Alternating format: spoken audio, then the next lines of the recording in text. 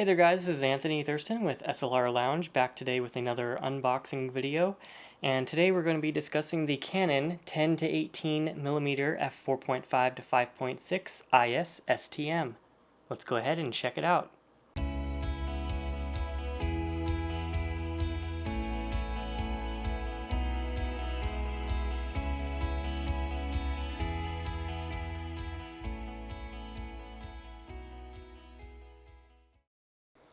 Okay everybody, so like I said, this is Anthony Thurston and you're watching SLR Lounge.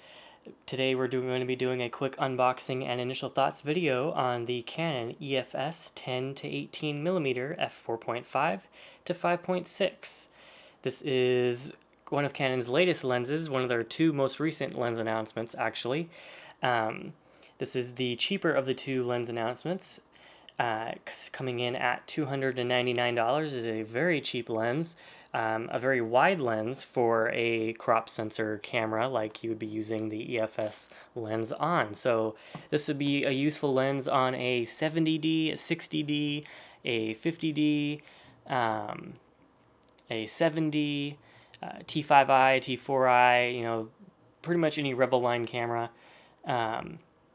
So this should be a great lens, wide lens on those kinds of cameras. So let's go ahead and open it up here and see what we have inside. And the first thing we have on top here is our warranty information from Canon. Let's go ahead and set that off to the side. And wow, not much going on inside the box in this lens. Granted, it's been a while since I bought a non-L lens. Get the box out of the way here. But usually there's a little bit more than bubble wrap and reading materials inside of these things. But so here we go. We have the lens manual, because everybody reads lens manuals before using a lens.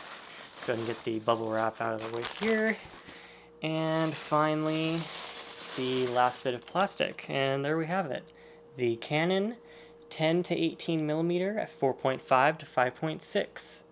This is an EFS lens. It will only work on crop sensor Canon cameras. We have the autofocus and manual focus switch here.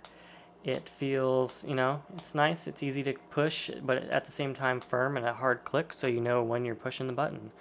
And we have the stabilizer on and off. Again, hard click, nice and easy to tell when you have activated the switch.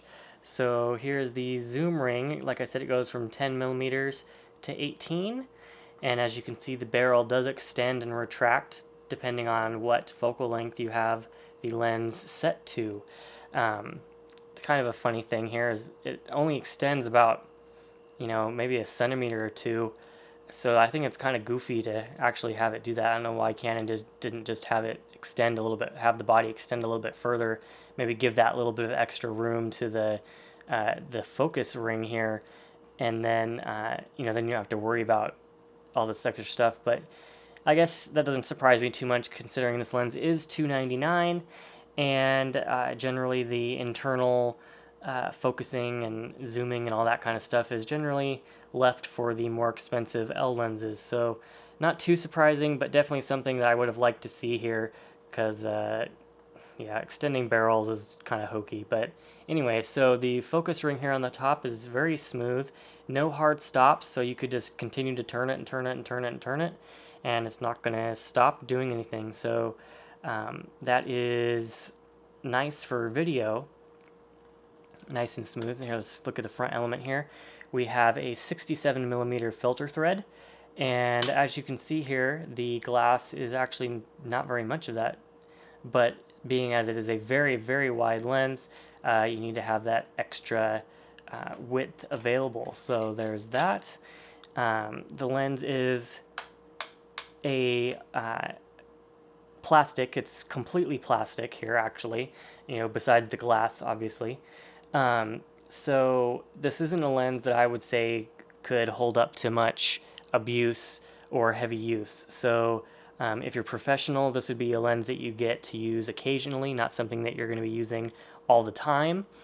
And as a hobbyist lens, This isn't something that you're going to want to take out, to on a long mountain hike or something like that, where you're going to. I mean, I guess you could take it out that way, but if you don't mind having to replace it at $299, it's a lot easier to replace than more expensive options, for sure. But at the same time, you don't want to. You don't want to get a lens that's just going to fall apart on you. Not saying this is just going to fall apart on you. It's very well built, but it is also very cheap, so it's not going to hold up very well to heavy use or much abuse. So be careful what you use this for if you are thinking about getting this lens, but take care of it and make sure that it's protected, and it should be very great lens for you.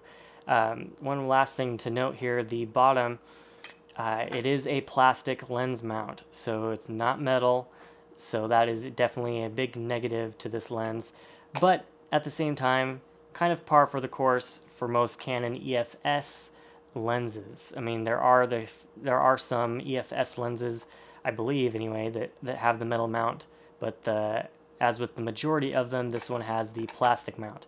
So another thing to take note of if you are considering this lens. So my initial impressions are, it's a good quality lens. It's it's kind of cheap. It's very cheap at $299 for a Canon lens anyway. And optically, I haven't obviously shot it yet since it's the first time I've opened it, but I do have a 70D here. I guess I'll throw it on here just to illustrate the point here. So here's the Canon 70D, which I'm also taking a look at. And there we go. So there is the Canon 10-18mm 4.5 to 5.6 on a Canon 70D. Here, just to give it a quick look. It fits perfectly. It feels good on the 70. Yeah, that's basically all I really have to say about the lens. It should, optically, from what I've seen anyway, it's a very good performer. Basically, the only downsides to this lens are the build quality. It's not going to hold up very well through heavy use or abuse. So, if it's a lens that you're going to pull out every once in a while, probably a great option and great performer at $299.